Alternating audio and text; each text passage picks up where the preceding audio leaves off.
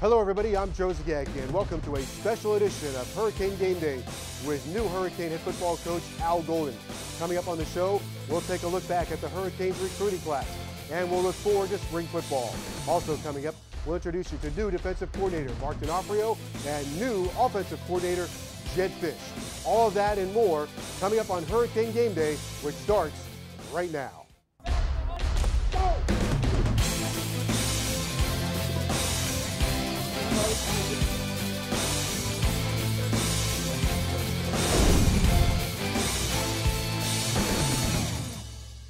Hello everybody and welcome to this special edition of Hurricane Game Day with new University of Miami head coach Al Golden. Joe Zagacki alongside former University of Miami center Don Bailey Jr. And the coach is with us and we'll talk a lot of recruiting. Also coming up on the show, Mark D'Onofrio, who will be in charge of the defense, and also Jed Fish, the Hurricanes' new offensive coordinator. Well, Coach, welcome to Miami and welcome to Hurricane Game Day. Glad to be here, Joe. How are you doing? We're doing great, and very much looking forward to the upcoming season. You're coming out of one season, and it was a quick one for you, the recruiting season. You didn't have much time to put it together, but you found a class that really complements what was already here. Yeah, I'm excited about that, and that's the way we approached it. We wanted to have a class that complemented the current team, so that's why we were heavy on defense and went after a kicker and punter in year one. Because of the need there, and clearly next year we'll probably be able to recruit a full class of 25. So it's good to be patient when you're in a transition year. Coach, and you talk about a full class, what you mean by that as well is you'll add to every position. That's really where you want to get to, where you don't have to go heavy 1 year on one spot. You'd rather just add a few at a time. Correct. You prefer to add 1 or 2 a year, but we had to go heavy on the D-line this year on the secondary and at linebacker just because of the depth issues there. But and then clearly next year, quarterback, O-line, tight end, we'll work that side of the ball as well. But it will bounce out here pretty quickly. You were able to turn 8 guys. How and why were you able to do it? Well, the brand. It's a strong brand. I think once we developed a connection with them and formed a relationship with their families and their coach, and they understood what our mission was here and what our core values were, on top of the brand and on top of the tradition and on top of the educational aspects of the University of Miami, I think that was strong. So. Again, without those 8 flips, I don't know where we are right now. Right. We wanted to stay at that level. We didn't want to drop down in this recruiting cycle. I thought we were very disciplined in that, and that's why we were able to turn a couple of guys. Coach, you talk about a recruiting cycle. You're already on to the 2012 class. I mean, you start immediately, and you were looking at 213, and I mean, it's just not a one-and-done type situation. You are trying to build for the future with this. Correct. I think there's a lot of energy right now with the 2012 group. We've already had one junior day at the North Carolina basketball game. We have another group coming in against Duke, and then another one for Clemson, and then we expect to have them all, at every practice this spring, as many practices as we can, and then we have 6 camps in June. So there's a variety of ways to get young people on campus and get them exposed to our brand and the style that we want to play with, and obviously to our personnel, because as I said, since I've been here, the tradition, the university, and the campus speak for itself. You go back to those camps for a moment and the camps you're going to have coming up. Getting not only the kids here and parents here on campus is really important, isn't it? It is, because there's still a lot of people out there that think the University of Miami is in the city of Miami, downtown Miami, and what they need to do is come see our campus in the intimate setting that we have, and it gives them a little perspective that they can choose to go into a world-class city if they want, but if they want to be in a quaint, intimate environment here on our Coral Gables campus, they can do that as well.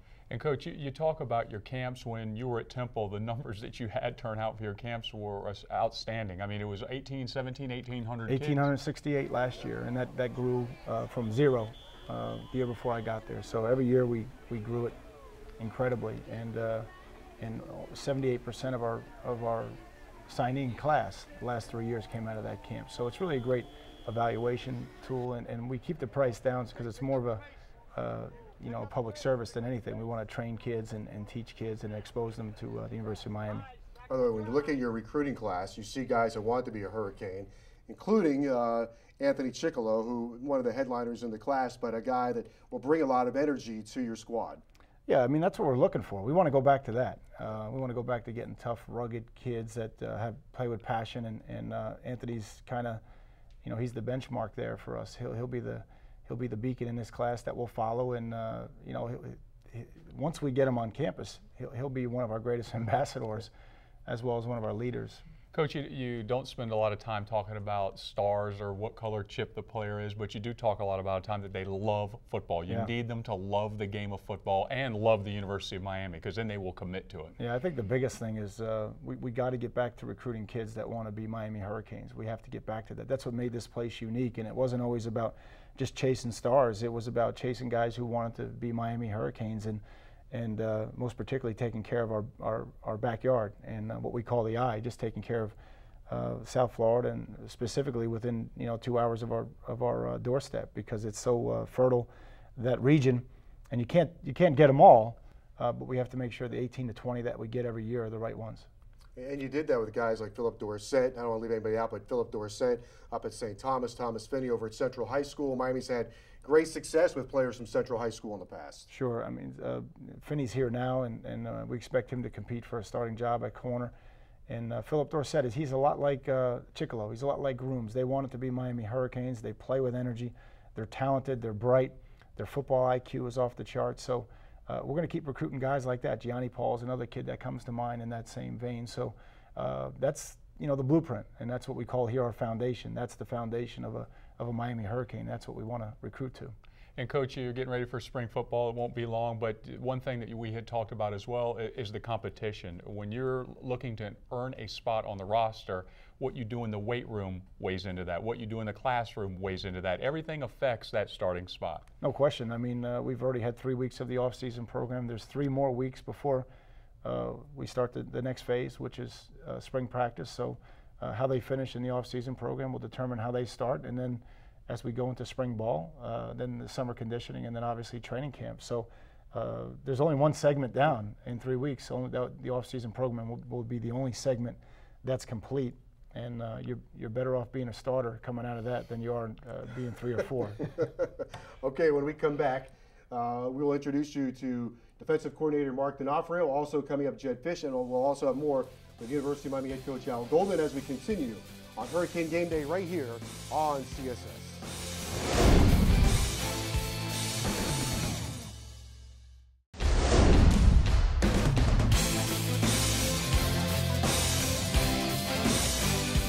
And welcome back to a special edition of Hurricane Game Day with new University of Miami head coach Al Golden, Joe Zagacki alongside Don Bailey Jr. Coach Golden joins us in a couple of minutes back on the show, but with us right now is new University of Miami defensive coordinator Mark D'Onofrio. Coach, thanks so much for being with us. We appreciate it. Appreciate being here. Let's first talk about why the University of Miami was a good fit for you. Well, I think Al's captured so much of it, obviously, in his first interview when he accepted the job, and all the things, all the opportunities. But at the end of the day, it's a place where we could win a national championship. Really, for me, just a unique place that's 1-5. There's a formula here to win national championships, and we just have to recapture that. Mark, you came in early December, and you had to go and make a lot of changes as far as recruiting go, get yourself organized, and everybody thinks it was you had 2-3 months to recruit. Really, when you take out the dead period, you guys only had about 15 or 16 days on the road to get this class done. No question. We had to be real organized, and we had to take care of what we could. We had an opportunity to come in and watch practices for about 3 or 4 days, which allowed us to look at the state of our current team. Then we had a dead period where we had a chance to evaluate a lot of film. And then we could, make a detailed observation on who our targets were going to be when we had the chance to go out in January, which we did. As we talked about with Coach Golden, you guys did a phenomenal job in terms of rescuing the class and also turning a lot of guys and turn them into Hurricanes. Mm-hmm. It was tough. I mean, it was definitely tough going in there cold, and some places not knowing the head coach, not knowing an assistant, who the key people were in the family, those kind of things, and just kind of selling yourself on January 5th and then signing guys on February 2nd. But it worked for some, so it was good. Coach, you went local, you went national. Thomas Finney, a kid from Central High School, is a corner. Fortunately for him and for the University of Miami, he's already enrolled in school, so he'll have a spring practice, which is a big boost. That was great, and Thomas is very talented. He's a physical guy. He's willing to mix it up as a tackler. He has sprinter speed. He was 10'6", 10'7", 100-meter guy, and a local guy, and he's the kind of guy that we shouldn't let get out of town. And I'm glad Al was able to jump in and save him from getting out. So. Okay. You're a linebacker, former linebacker. You loaded up with this class with some linebackers. You had some good linebackers, big linebackers, guys that really love to play football. Yeah, it was an area of emphasis. Obviously, last year the top 3 linebackers on the team played quite a bit, but really there wasn't a lot of depth or guys who played. So we'll have a lot of numbers and a lot of competition going forward at that position.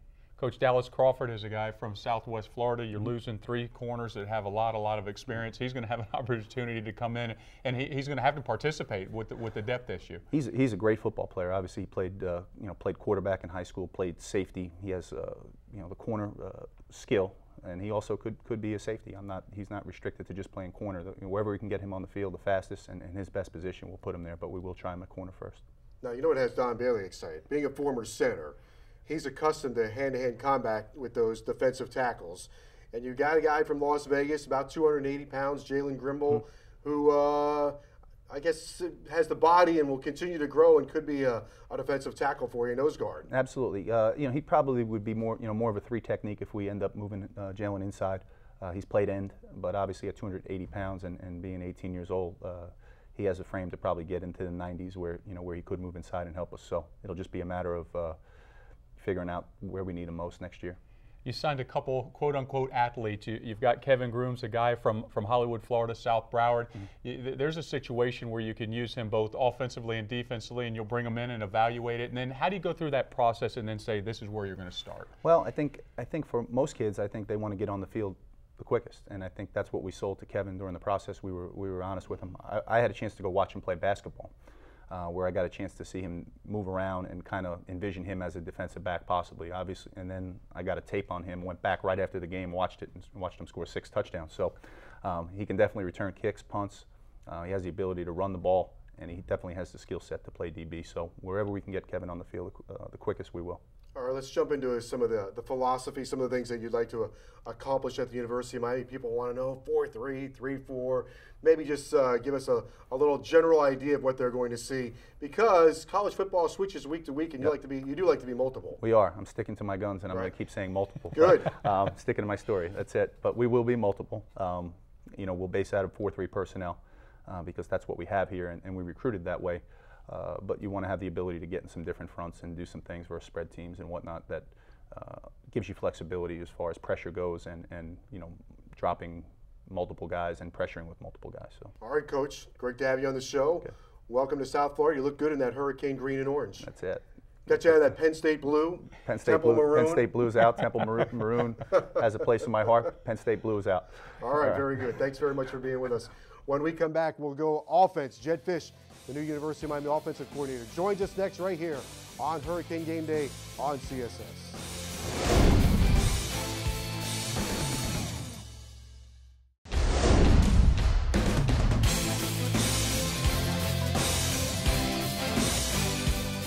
All right, welcome back to Hurricane Game Day, a special edition with new University of Miami head coach Al Golden. Coach Golden rejoins us in just a couple of moments. Joe Zagacki alongside Don Bailey Jr. and pleased to be joined now by the new offensive coordinator for the University of Miami, Jed Fish. And Coach Fish comes to the University of Miami from the Seattle Seahawks. Coach, welcome to Miami. Thank you. Thanks for having me. Let's talk a little bit, same question for you as Coach D'Onofrio. Why was Miami a good fit for you, and why was it important to get back to college football? Well, 2 things. Obviously, the first part about getting back to college football was ability to develop players. And I think it's so exciting to be able to get players when they're young and impressionable and be able to make an impact in their lives. And from 18 to 22 years old, you can do so many good things with them, both football-wise and obviously just help develop them as a person. Miami, national championship. It was a job that you took because you wanted to go win a national championship, and I certainly feel like this is the place to do it. Coach, you've got a playbook to put together, and I mean, it's not a little book. I mean, and it starts from page 1. How do you do that as a staff? How do you go about blocking philosophies and skills and the whole thing from page 1 till the end? Yeah, well, we actually began that process this morning, and we started with a philosophy section, and I speak to the whole offensive staff about what our philosophy is going to be in all situations. And then from there, we move to personnel groupings, to formations, to motions, to shifts.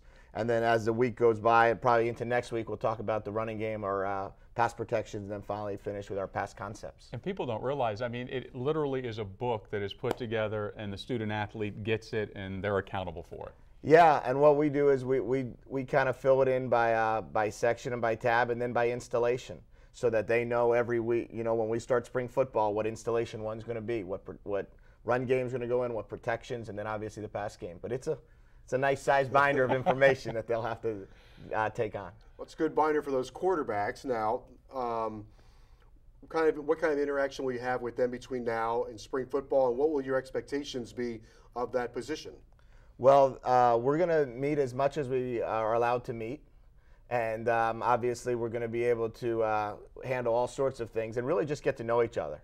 Not being able to recruit them, it's all now a matter of understanding, the type of person we're dealing with, the type of person I'm coaching.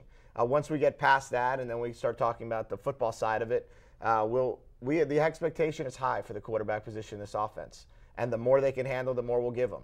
Right now, we're going to talk about taking baby steps and understanding what we're trying to get done, and then from there be able to really develop into having the quarterback run the program. Coach, the physical side obviously is key, but how do you handle the vocabulary? Do you go and try and use crossover vocabulary from what they had, or do you just start from square one and this is how we call this play, this is how we call that formation? No, we're going to do it the vernacular that I know. So we're gonna teach the terminology that I know.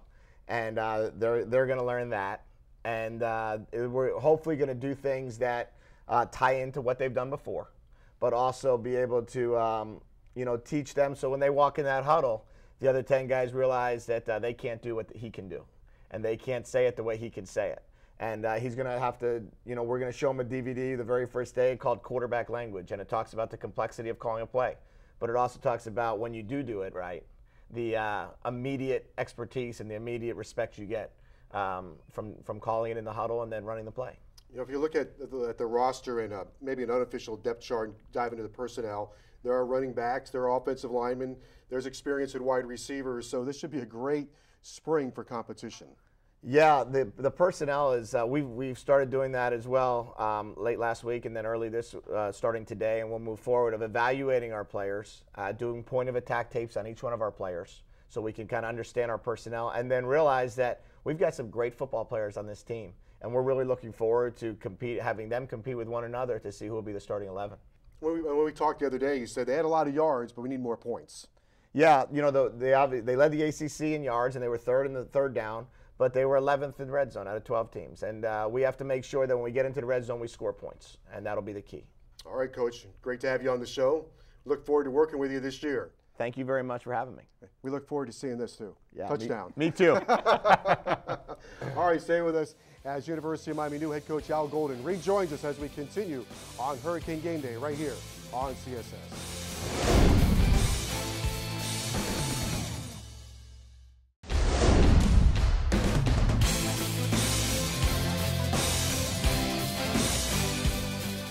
And welcome back to Hurricane Game Day with new University of Miami head coach Al Golden, a special edition. Joe Zagacki with Don Bailey Jr. Very interesting to talk with Coach D'Onofrio and Coach Fish. Before we jump into the spring, maybe you can talk a little bit about the coaching staff you put together, your coordinators, Coach Fish coming from Seattle, Coach D'Onofrio has been with you, and then, of course, the rest of your staff, top shelf.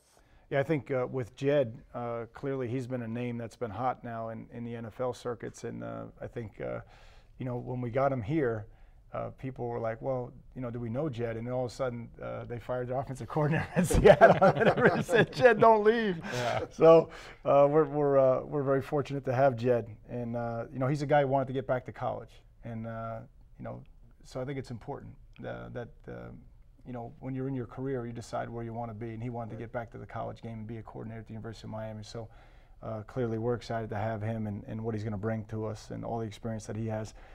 Coach D'Onofrio is someone that I've worked with the last 7 years, so I'm very familiar with the structure of the defense there. So again, I'll be involved in the special teams aspect of it, so that gives me a real good comfort level that the special teams and the defense right off the top, I know all the nomenclature and everything, and there'll be a little bit of adjustment with Jed, just learning the nomenclature and the verbiage, but not necessarily the philosophy or the style. All right, Coach, you also brought back an old favorite, a guy that was spent his life here at the University of Miami, offensive line coach Art Kehoe, and I know that it was great for Hurricane Nation, but you also had a great interview with Coach, and you've known about him for a long time. Well, I mean, Art's his reputation, precedes him. So I mean, look, the way I looked at it was this: if when I got this job, that spot was open, I know Art's name would have been on top of the list. So clearly, when it did become available, and there was an opportunity there, he was automatically a guy that I was going to go see. So,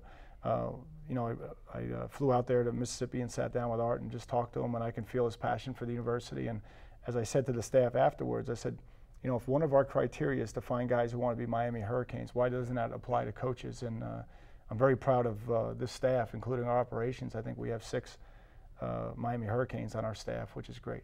Jimmy Johnson always used to say he called him his crew, and there had to be some harmony on the crew, but not everybody always to agree. He likes some different opinions.